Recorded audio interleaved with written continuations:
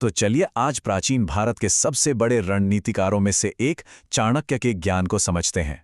हम उनकी एक ऐसी सलाह पर नजर डालेंगे जो सुनने में तो बहुत सीधी सादी लगती है, लेकिन उसके पीछे एक बहुत गहरा सबक छिपा है।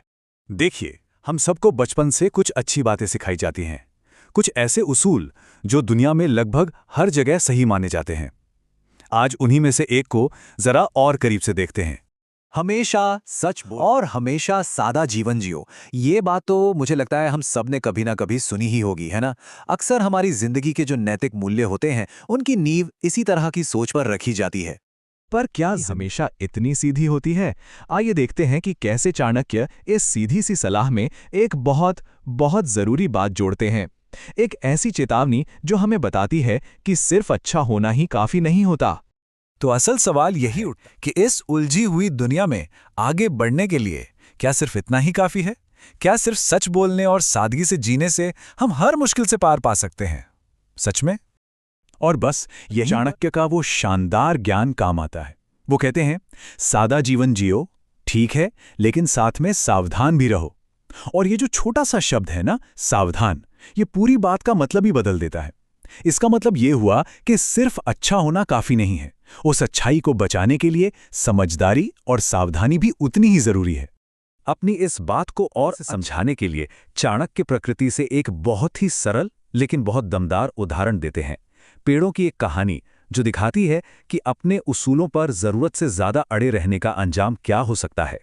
जरा सोचिए, जब तेज तूफान आता तो वो पेड़ जो एकदम सीधे और अकड़कर खड़े रहते हैं वो सबसे पहले टूटकर गिर जाते हैं। लेकिन जो पेड़ हवा के साथ थोड़ा झुकना जानते हैं वो उस तूफान को झेल जाते हैं और बच जाते हैं। इसका मतलब साफ है, जरूरत से ज्यादा कठोरता, सिर्फ अपने सच पर अड़े रहना, ये कभी-कभी खुद के लिए ही नुकसानदायक हो सकता है, जबकि हालात के हिसाब से खुद को ढाल लेना ही बचने का सही तरीका है। ठीक, तो हालात के हिसाब से ढलना जरूरी है, ये तो समझ आ गया। पर इसका मतलब ये तो नहीं कि हम अपने अच्छे उसूल ही छोड़ दें। तो फिर अपने मूल सिद्धांतों को कैसे बचाया जाए? इसके लिए भी चाणक्य के पास एक कमाल का उदाहरण है। इसके बारे में सोचिए। ताजा मक्खन एक सीधे और सच्चे इंसान की तरह है, लेकिन अगर उसे ऐसे ही खुला छोड़ दें तो वो खराब हो सकता है। पर अगर हम उसमें जरा सा नमक मिला दें तो वो लंबे समय तक ठीक रहता है ना? यहां नमक क्या है? नमक है सावधानी और समझदारी। ये दिखाता है कि अच्छाई में थोड़ी सी समझदारी मिलाने से वो बिगड़ती नहीं, बल्कि और ज्यादा सुरक्षित हो जाती है।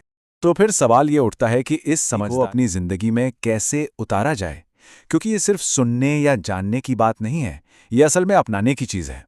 चाणक्य के ये दोनों उदाहरण, यानी पेड़ों वाला और मक्खन वाला, हमें एक ही सोच की तरफ ले जाते हैं, जिसे हम कह सकते हैं व्यावहारिक अच्छाई।